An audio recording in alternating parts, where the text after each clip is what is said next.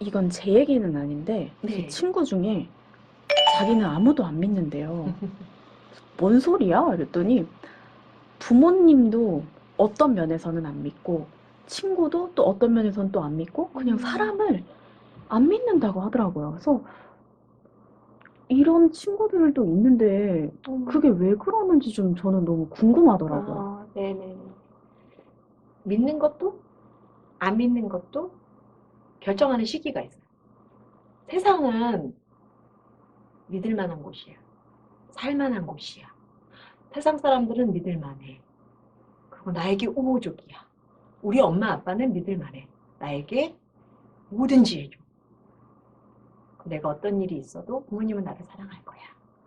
그리고 나는 나를 믿어. 대부분 세상을 안 믿는 사람은 자기 자신도 안 믿어요.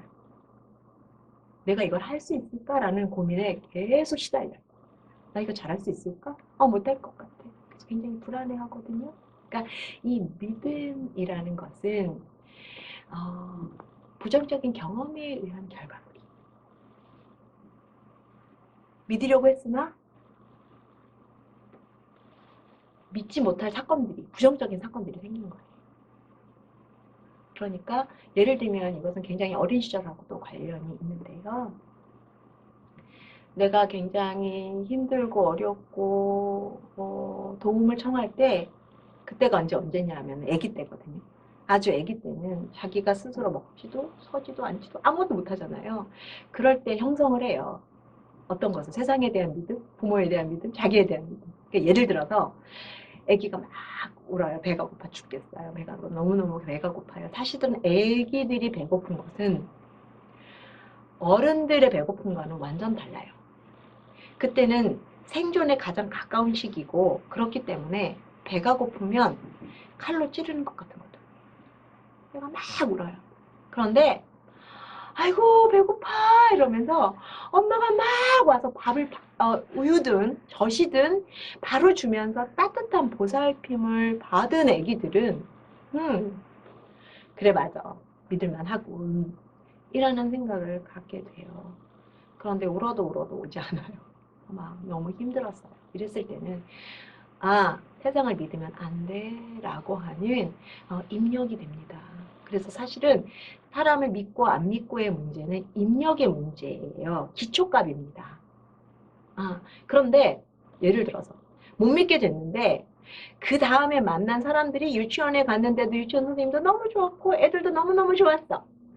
그래서 그 친구를 되게 좋아하는데 되게 좋은 관계들이 형성이 자꾸 되면 이 불신이 그나마 조금씩 옅어지면서 건강하게 클 수도 있는데 반대로 정말 사람을 믿을 수 없는 것 같아 라고 하는 그런 입력이 되어 있는 뇌에 이미 입력이 되어 있는 어린 시절을 부정적인 어린 시절을 겪은 친구들이 유치원에 갔을 때도 결국은 뭐 예를 들어서 선생님한테 일러서 나를 힘들게 했다든지 그리고 내가 학교를 갔는데 내가 내 친구를 너무너무 좋아했는데 이 친구가 뒤에 가서 내 뒷담화를 치는 거를 보고 내가 엄청 많이 힘들었다든지 이러면서 불신의 경험이 더 쌓이면서 결국은 계속 그 불신이 맞았다라고 하는 확신이 생기면서 못 믿는 게 믿음이 되는 거예요.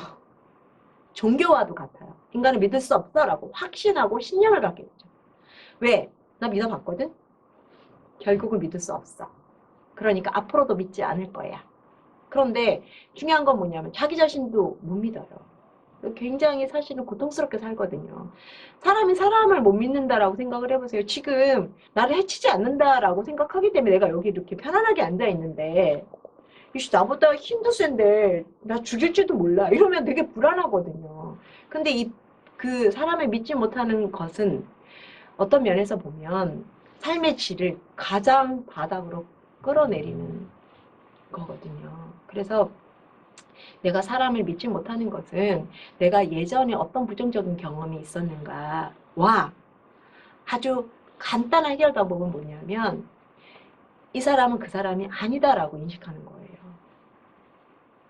나를 못 믿게 했던 그 사람이 이 사람은 아니다라고 하는 거예요. 그런데 이제 대부분 그 사람을 믿었다가 자기가 또 당할까봐 두려운 거거든요. 그래서 아예 사람을 못 믿고 오히려 잘해주면 불안해해요. 뭐지? 왜 나한테 잘해주지?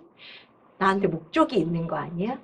이제 오히려 편집증 쪽으로 가고 오히려 그런 사람에 대한 오해도 되게 많이 하고 그러니까 약간은 피해의식이나 망상적인 사고를 자꾸 갖게 되거든요. 그래서 이것이 원래 근원이 되거든요. 그래서 뭐 남자친구를 만났는데도 계속 체크하고 어디야, 뭐해, 누구랑 있어, 뭐 계속 뭐라 그래 그거 영상 통화하자, 누구랑 하고 있느냐, 뭐 이런 일들이 자꾸 일어나는 일들은 뭐냐면은 사람을 아예 못 믿는 것 때문에 그러는 거거든요.